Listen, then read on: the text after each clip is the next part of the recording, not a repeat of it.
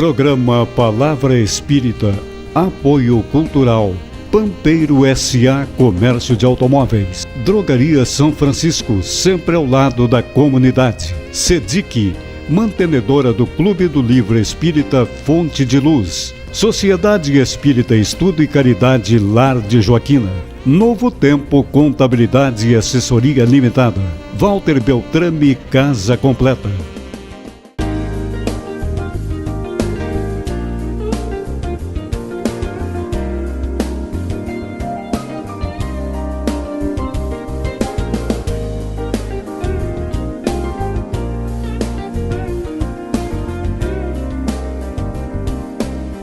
Estamos iniciando mais um programa Palavra Espírita, agradecendo aos nossos apoiadores culturais, Pampeiro S.A., Drogaria São Francisco, Clube do Livro Espírita da SEDIC, Lar de Joaquina, Beltrame Casa Completa e Escritório de Contabilidade Novo Tempo. E está conosco hoje, para falar sobre a glândula pineal, Dr. Paulo Antônio Lauda, mais conhecido por Dr. Paulo Lauda, que toda a comunidade santamariense conhece.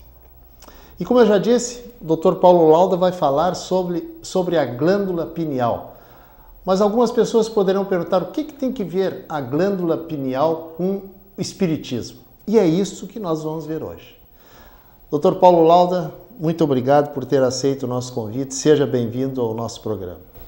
Eu que agradeço a vocês, TV Santa Maria, agradeço a você que está nos escutando, que nós, como membros da Associação Médico Espírita de Santa Maria e como estudiosos da doutrina espírita, nós estamos sempre com interesse de divulgar aquilo que a gente estuda, aquilo que a gente acha tão bonito, né?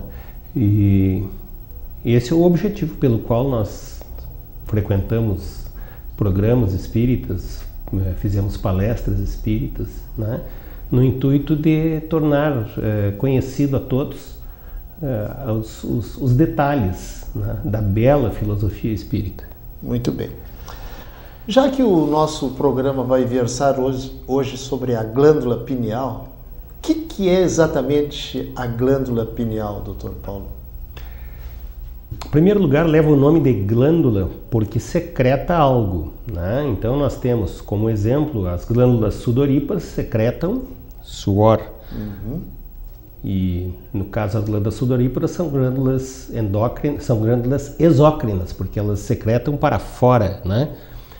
E as consideradas glândulas endócrinas, que é o caso da pineal, secretam hormônios para dentro do próprio corpo. No caso, a glândula pineal é uma glândula que no passado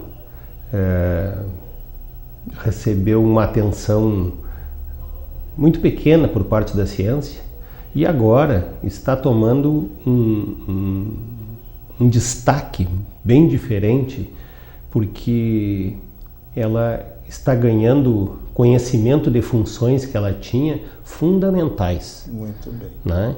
Então hoje a glândula pineal não é mais atribuída como o nosso livro de fisiologia médica dizia, o Guyton, né, falava que era apenas um fragmento de 0,5 gramas que estava contido entre os dois hemisférios cerebrais. Né? Ele não aprofundava muito a fisiologia da glândula pineal. E é isso que nós estamos tentando, através dos estudos que estão acontecendo em todo o globo terrestre, mostrar para vocês aqui e a seu link, a seu ponto de ligação com a doutrina espírita. Pois é, essa seria a minha próxima pergunta. O que tem a ver a glândula pineal? E eu gostaria que o senhor esclarecesse um pouquinho mais onde é que ela fica. O que tem a ver essa glândula com o espiritismo? Eu fui professor de anatomia da universidade, então fica fácil de eu responder essa pergunta, né? O cérebro que todos nós conhecemos, que são dois hemisférios, está interligado por um corpo, né? E esse corpo vai dar origem depois à medula, e atrás de tudo isso está o cerebelo, né? Sim. Seguindo esta medula até o final da coluna vertebral, nós temos então o encéfalo. Né? Então, o cérebro é uma coisa, o encéfalo é o conjunto de todas essas coisas.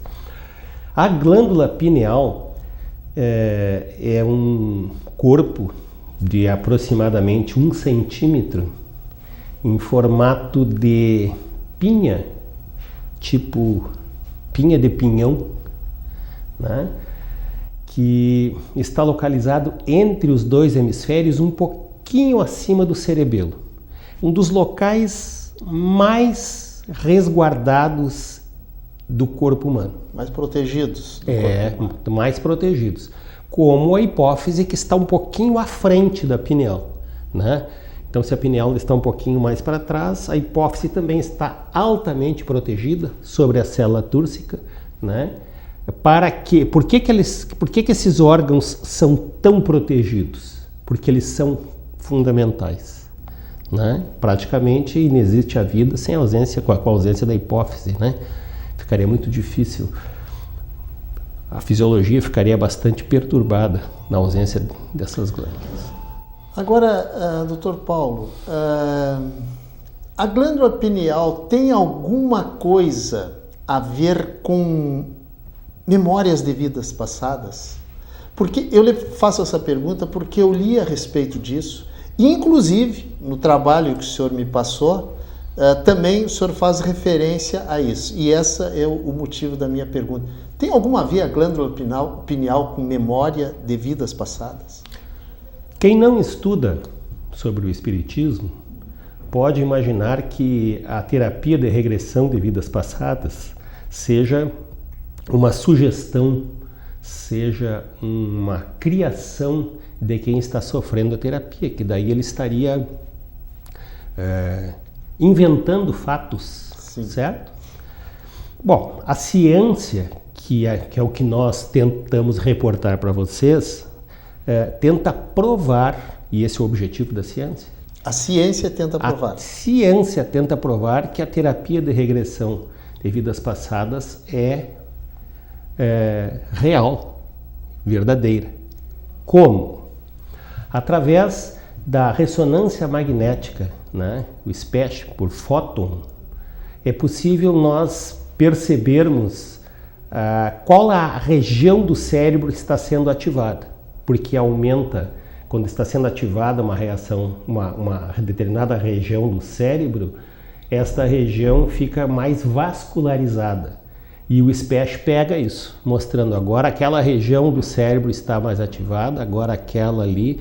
E a anatomia, a anatomofisiologia, conhece que determinada região é responsável pelo raciocínio, responsável pela memória, tem outra região que é responsável por outros fatores, enfim, né? Sim. Então, através da ressonância magnética por fóton, é possível ver um cérebro em funcionamento pleno, ao vivo e a cores, porque sai vermelhinho, né? Eu tenho as imagens para mostrar do SPECT em funcionamento.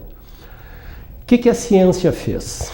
Pegou monges tibetanos. Sim. E freiras que estavam treinadas em fazer meditação e submeteu elas em tempo real a momentos de meditação e viu o que funciona no cérebro no momento de meditação, né? Então, quando a pessoa medita, ela reduz o nosso eu físico, a área que nos coloca na Terra, né? E começa a aumentar outro tipo de região do cérebro, começa a aumentar a vascularização. No caso específico da sua pergunta, com relação à terapia de regressão de vidas passadas, se fosse uma invenção de quem está sofrendo a terapia, quem está sofrendo a regressão, deveria ativar o centro da memória. Certo, né? Correto. E no entanto, tem lógica. E no entanto, o centro, eu fiz uma troca, né? Quando a pessoa está sob a ação da terapia de regressão de vidas passadas, ativa o centro da memória. Sim. Né? e não o centro da criação. Se ele estivesse criando algo por partir do seu raciocínio, estaria sendo ativado outro centro. E eu estou tentando não identificar se é no lobo pré-frontal, enfim, porque isso para você não vai dizer nada. Eu só estou dizendo que a ciência, através da ressonância magnética funcional, né, consegue provar que esse é o objetivo da ciência, que determinado centro, em determinada ação do ser, está funcionando e o outro está com a ação bastante reduzida. O que prova que a regressão, a terapia de regressão de vidas passadas, ela é um fato, ela não é uma criação. Muito bem. O que já é uma grande conquista. Com certeza absoluta. Agora, a glândula pineal nas manifestações do espírito sobre o corpo. O que o senhor poderia nos dizer sobre isso? Eu vou tentar fazer uma explicação simples, até simplória, né? Mas eu acho que vai ser possível você me entender. Veja bem, existe um plano espiritual energético, energia pura, certo, que gravita e vibra em ondas supraluminais, portanto, acima da velocidade da luz. Aliás, pela teoria da relatividade, todo o corpo, toda partícula que atinge a velocidade da luz se transforma num fóton, se transforma num ponto de luz, né? Energia pura. Porque massa e energia são a mesma coisa. De acordo, né? Lembra aquela teoria, aquela fórmula que o Einstein fez? Energia é igual a massa vezes velocidade da luz ao quadrado. Se nós evoluirmos aquela equação, vocês vão ver que massa e energia são a mesma coisa. O que muda é a vibração das partículas. Então, um plano espiritual que vibra em ondas supraluminais precisa influir num corpo que está numa vibração extremamente mais lenta. Como é que isso se faz? Nós, espíritas, estudamos e cremos na presença de um outro corpo intermediário entre o plano espiritual e o plano físico, chamado perispírito. E este plano perispiritual, que envolve todos, ele vai servir também, entre outras coisas, para diminuir a vibração das partículas e tornar essas partículas mais densas, a ponto de poderem ser entendidas, submetidas por um plano físico. E a pineal, esta pequena glândula em formato de pinha, né? Mais ou menos desse tamanhozinho, assim. Uma ervilha? Tamanho de uma ervilha, né? Ela tem a capacidade de antena, isto é, de receber uma inervação fotossensível, que mais tarde nós vamos conseguir explicar para vocês como é que ondas eletromagnéticas oriundas do plano espiritual superior conseguem se transformar em estímulos eletroquímicos num corpo físico. Perfeito, que é muito mais denso do que o corpo que o senhor falou e chamou de corpo perispiritual. Tanto que a gente chama a parte mais sutil e a parte espiritual, vibrando em altíssima velocidade. Perfeito. E passa pelo perispírito e chega num momento denso, que é o nosso corpo físico, a nossa vida física. Dr. Paulo, nós estamos chegando ao final do nosso primeiro bloco, mas voltaremos ao assunto daqui a 2 minutos. Por favor, não saia daí que o assunto vale a pena.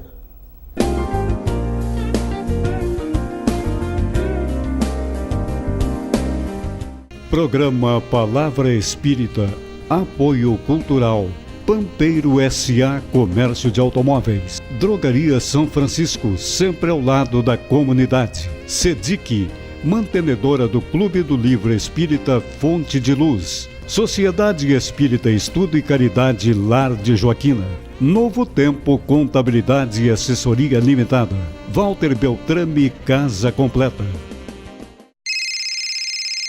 Uma conversa pode transformar uma vida. Por isso, compartilhe conosco aquilo que você não divide com mais ninguém. O CVV está com um número novo. Ligue 188. A ligação é gratuita de qualquer localidade do estado. Atendimento 24 horas. Disque 188 e converse com um de nossos voluntários. CVV, Centro de Valorização da Vida. A linha que faz você seguir em frente.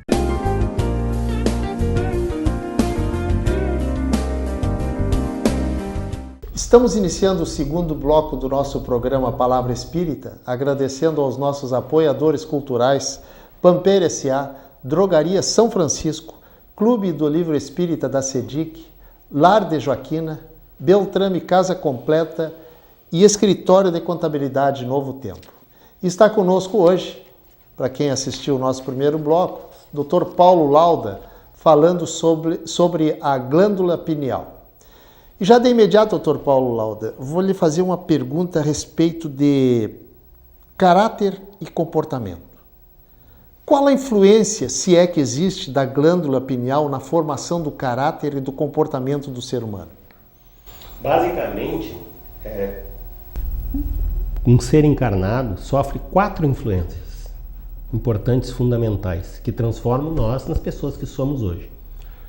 A primeira delas vem através do nosso DNA, dos nossos pais, de toda a árvore genealógica. Influencia, mas é uma das influências. A segunda influência é o tipo de criação, chamados fatores ambientais. Como foi criado? Onde foi criado? Quais foram os acontecimentos durante esta criação que levaram, né? Se sofreu determinadas influências para este ou para aquele assunto, se sofreu algum acidente e teve perda de algum dos órgãos do sentido, enfim, essa é a segunda influência. A terceira influência é saber quantas vidas você viveu, quão desenvolvido você é. A gente não sabe. A gente não sabe, é uma loteria, a gente não sabe do filho que está chegando na família, que não sabe se ele é tão desenvolvido, se ele é pouco desenvolvido. Existe um motivo pelo qual eles têm. E a quarta influência, que é fundamental na formação do ser, é a influência dos astros. Nós estamos no planeta Terra, nós estamos hoje vivendo um momento de finalzinho do inverno. Nosso comportamento altera nesses períodos, né? Aonde que está o sistema solar neste momento e por esse motivo a nossa ação, né? Então esses 4 fatores fazem o que nós somos hoje. E a glândula pineal, respondendo a tua pergunta, Pois não? A glândula pineal é a antena. A antena pineal, a glândula pineal é esta antena que capta, que tem a capacidade de pegar esses impulsos eletromagnéticos oriundos do plano inteligente, passam pelo perispírito e conseguem chegar à nossa glândula, e a nossa glândula então transforma em impulsos eletroquímicos dentro de um organismo físico. Agora, Dr. Paulo, nós conhecemos 3 dimensões, certo? No material que o senhor me enviou, e me chamou muita atenção a respeito disso, o senhor diz que a glândula pineal se relaciona com a quarta dimensão. Por favor, nos explique. Lembra dos planos cartesianos? O eixo dos X, o eixo dos Y, nos dá um plano. A nossa televisão da sala, que a gente assiste a novela, a gente assiste ela num plano, uma televisão que tem o eixo do X, o eixo dos Y, certo?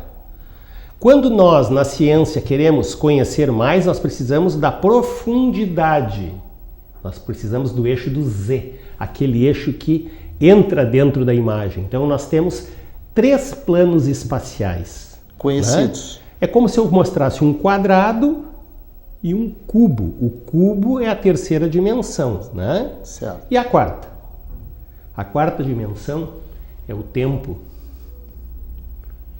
E através do tempo, através da vibração das partículas, como eu expliquei pela teoria da relatividade, é possível então um perispírito que guarda informações de todas as vidas que você já teve.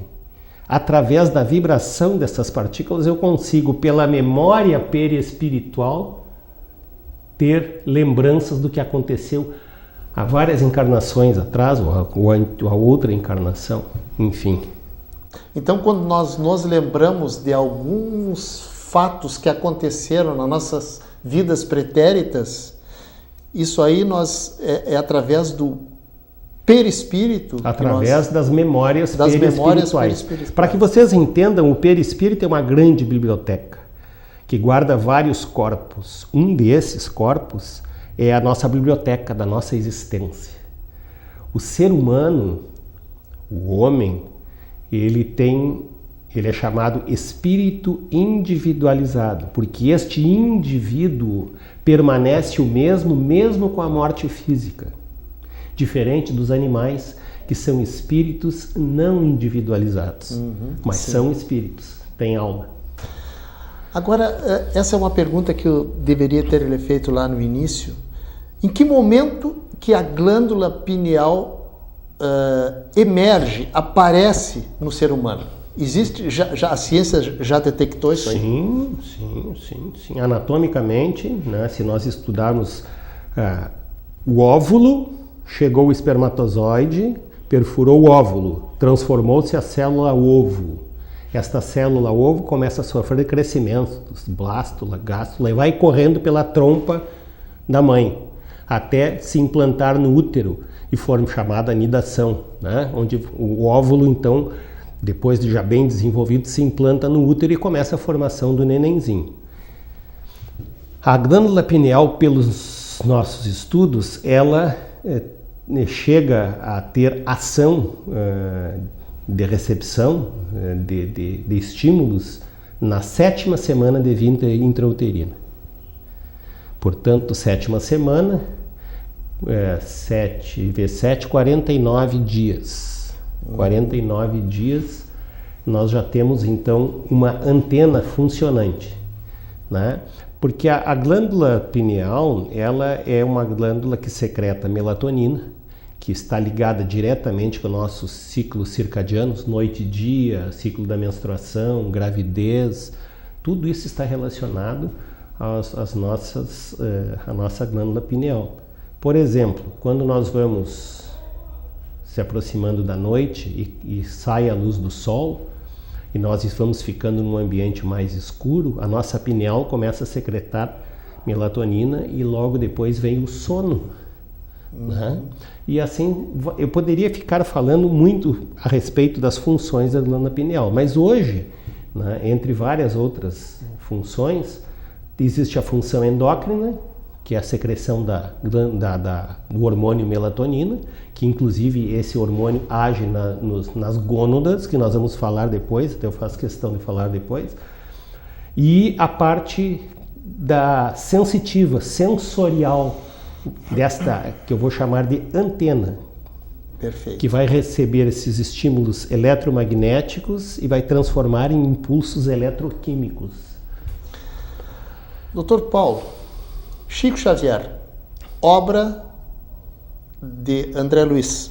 O Chico ele foi, até eu tenho aqui, estou tentando localizar, né, ele foi registrado no PubMed, livro psicografado pelo Chico, Missionários da Luz, né, onde ele faz, isto em 1945, ele faz afirmações que a ciência não conhecia. Então, existe um livro de publicações internacionais da ciência médica, chamado PubMed, que anotaram e registraram 21 publicações do Chico, através do André Luiz, né? O Chico como psicografando do espírito de André Luiz, essa obra toda que nós conhecemos, especificamente estas, Missionários da Luz, são 21 contribuições científicas. O assunto era assim, ó, aspectos históricos e culturais da glândula pineal, comparação entre as evidências científicas atuais e teorias fornecidas pelo Espiritismo na década de 40, né? No PubMed. está para quem quiser ver. Isso praticamente coroou o Chico, mostrando que o Espiritismo também é uma forma de se obter cultura e conhecimento. Perfeito. Agora, nas nossas conversas de bastidores, o senhor estava me dizendo que também a glândula pineal tem uma função na escolha, veja bem o que eu vou lhe perguntar, na escolha do espermatozoide entre aqueles milhões, quer dizer que já tem um pré-definido para penetrar no óvulo? Ou isso é aleatório? Quem chega primeiro, leva? Nós acreditamos que a vida na Terra tem um motivo, tem uma razão de ser. Nós reencarnamos para determinadas obras que nós precisamos realizar aqui. Ora, para eu reencarnar em determinada família, para fazer determinado objetivo, eu preciso ter as condições para isso. Tá? Nós precisamos então ter a condição somática, né? Nós precisamos ter um corpo, nós precisamos ter uma influência espiritual e assim, dessa forma, o nosso espermatozoide, já por atrações magnéticas, ele é trabalhado e o óvulo é trabalhado e na hora da fecundação, eu sei que o meu tempo é resíguo para dizer isso, mas na hora da fecundação existe uma atração entre o óvulo e aquele espermatozoide, para que exista uma união genética perfeita como o plano inteligente assim decide. Isso é uma teoria, é uma sugestão. Dá para você dizer que no planejamento reencarnatório, lá na espiritualidade ainda, a equipe que planejou aquela encarnação também planejou que aquele espermatozoide XYZ que penetraria o óvulo e traria toda aquela história pretérita e necessária para o novo corpo? O melhor corpo que eu puder, ou o melhor corpo que a espiritualidade puder obter para realizar determinada tarefa. Sim, é trabalhado pelo plano inteligente. Sim, o espermatozoide, o óvulo, nas melhores condições somáticas possíveis. Da mesma forma, quando se fala em glândula pineal, eu gosto sempre de fazer uma analogia. A glândula pineal é um transdutor, né?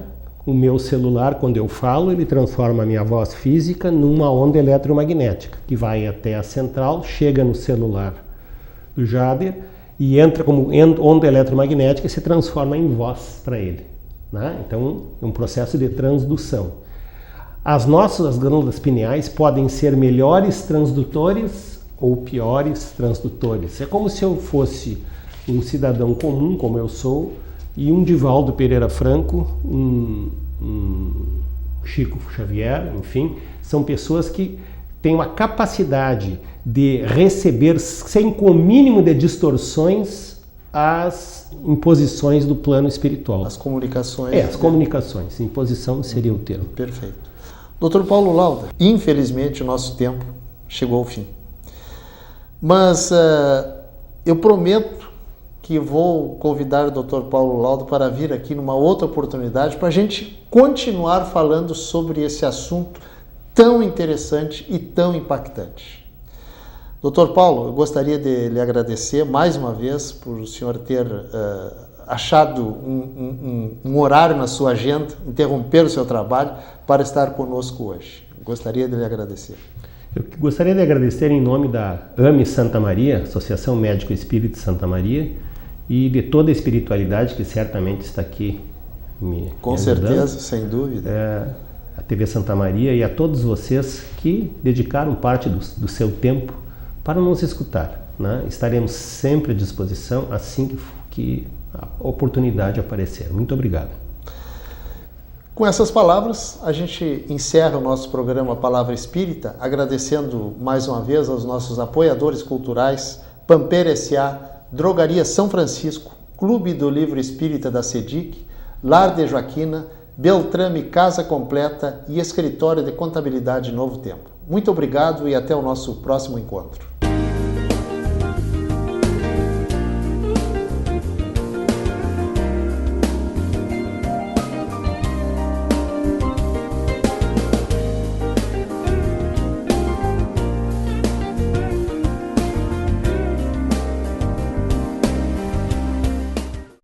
Programa Palavra Espírita, Apoio Cultural, Pampeiro S.A. Comércio de Automóveis, Drogaria São Francisco, sempre ao lado da comunidade. SEDIC, mantenedora do Clube do Livro Espírita Fonte de Luz. Sociedade Espírita Estudo e Caridade Lar de Joaquina. Novo Tempo Contabilidade e Assessoria Limitada. Walter Beltrame Casa Completa.